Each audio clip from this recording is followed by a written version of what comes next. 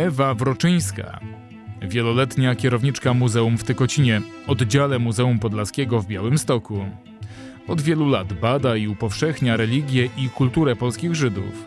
Współpracowała z Tykocińskim Teatrem Amatorskim. Była autorką większości spektakli i włączyła teatr do popularyzacji treści muzealnych związanych z historią Tykocina i jego żydowską tradycją. Ma na swoim koncie wiele przekładów z języka hebrajskiego, m.in. ksiąg pamięci i inskrypcji na nagrobkach. No pamięć jest ważna, bo to jest, bo bez pamięci to jakby człowiek jest nie wiadomo kim. No. Pamięć jest ważna i tym bardziej ta historyczna pamięć jest najważniejsza. Ja to wyniosłam z domu.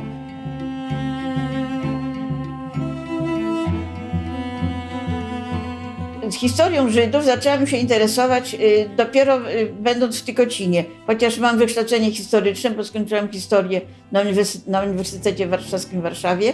Duch żydowski Tykocina jakoś tak przeniknął do mnie, do mojej duszy i zaczęłam się interesować. I pod wpływem też innych muzealników, mojej koleżanki Ewy Rogalewskiej, która przyszła do pracy od razu z taką misją, że będzie zajmowała się Żydami. No to ja się właśnie też trochę zaczęłam tak interesować i tak jakoś potem mnie to wciągnęło, że no stwierdziłam, że bez Żydów jakby Tykocina nie ma.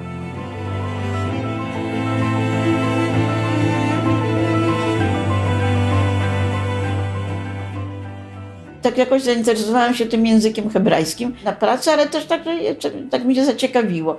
I znalazłam w bibliotece muzealnej taki skrypt do języka hebrajskiego, chyba jeszcze z 50 lat. Taki ledwo czytelne to było i zaczęłam się sama uczyć, ale wtedy nie było jeszcze internetu i nie było możliwości uczenia się jeszcze w Tykocinie czy w Białymstoku. Więc ja sama zaczęłam te literki, nauczyłam się pisać te literki, nauczyłam się tych literek, składać te literki. No i stwierdziłam, że w Tykocinie, że jakby misją muzeum jest też przywracanie tej kultury żydowskiej, chociaż ona jest nie do przywrócenia w naszym wymiarze.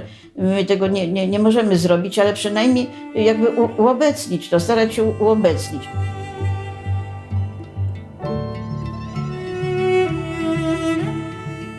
Zaczęłam organizować takie spotkania poświęcone kulturze żydowskiej, a przede wszystkim tradycjom żydowskim, tradycjom świętom. No i to potem tak narastało. Potem ja już na tyle się wykształciłam, że sama mogłam to prowadzić. Do tego dołączył Tykociński Teatr Amatorski. W Tykocinie jest taki teatr, który działa od 100 lat, naprawdę od ponad 100 lat, 110, który odrodził się w 80 latach. Na nowo. On właściwie działa nieprzerwanie, małymi przerwami, ale to ciągle ten sam teatr, tymi samymi prawie ludźmi, nawet tymi starszymi. I ten teatr jakby przejął dwie kultury, bo był teatr żydowski przed wojną, amatorski i był chrześcijański. I one się jakby połączyły, ta tradycja się połączyła w tym odrodzonym teatrze i któregoś dnia wymyśliłam sobie, dlaczego my nie mamy zrobić przedstawienia o Żydach, na przykład tykocińskich. I zrobiłyśmy z taką koleżanką moją.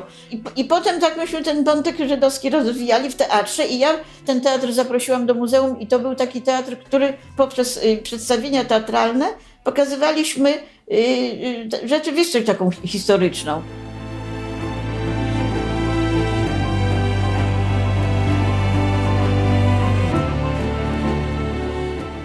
Ja miałam taką właśnie wizję, żeby ta synagoga była miejscem, że my jakby nie jesteśmy właścicielami tej synagogi, tylko zarządzamy tą synagogą, żeby to było w takim duchu, w jakim sobie Żydzi życzyliby, ci, których nie ma, żeby nie naruszać tej świętości synagogi, a jednocześnie, żeby i tak się zachowywać w niej, jakby się Żydzi chcieli żebyśmy się tak zachowywali wszędzie. I oczywiście bardzo dużo nam dała ta obecność grup izraelskich, które przyjeżdżały, które potem poznały się na mnie i tam mnie zawsze zapraszały. Ja tam opowiadałam, jeszcze była taka makieta w muzeum, w synagodze, tam opowiadałam o tych Żydach, o synagodze. Także byłam taką trochę atrakcją dla nich.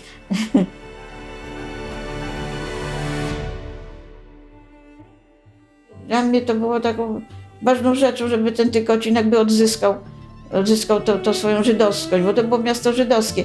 I nieraz ludzie się buntowali, jak to żydowskie? Polskie, no by tak, polskie, ale właśnie dzięki temu, że żydowskie, to właśnie było polskie.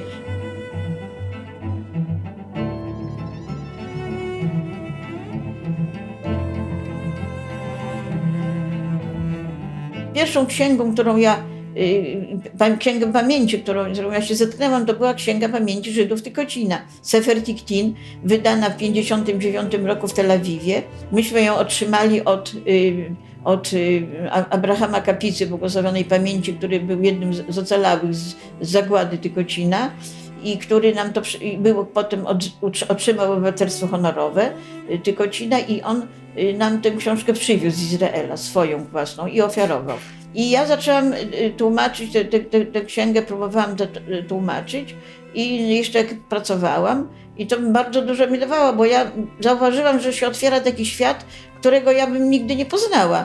Świat, który jakby Żydzi sami wykreowali. Oni od środka pokazali, bo to w sumie te księgi pamięci to jest 2 pokolenia, ostatnie przed Holokaustem, które o sobie jakby zaświadczają, pokazują swoje życie od środka.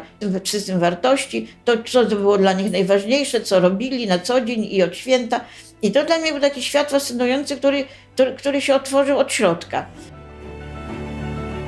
To trzeba wpoić pokoleniu młodemu, że tak było i że to nie jest żadne przeciwstawienie, że tu Żydzi i Polacy, tylko że to jest jedna nasza tożsamość, jedno życie, które tu było, 1000 lat się toczyło i było bardzo ważne, i to było bardzo ważne było. Żydzi byli w sumie narodem, którym dla Polski był z tych wszystkich narodów, które Polska miała u siebie, to byli jednak najważniejsi. Najważniejsi byli Żydzi. Trzeba wiedzieć, gdzie to byli, co robili i że to jest też nasz obowiązek dźwigać to, udźwignąć tę tradycję, ich z kolei udźwignąć tą ich tradycję, włączyć do naszej i opiekować się tym. To jest obowiązkiem państwa polskiego, polskiego narodu. Dla mnie to jest naturalne.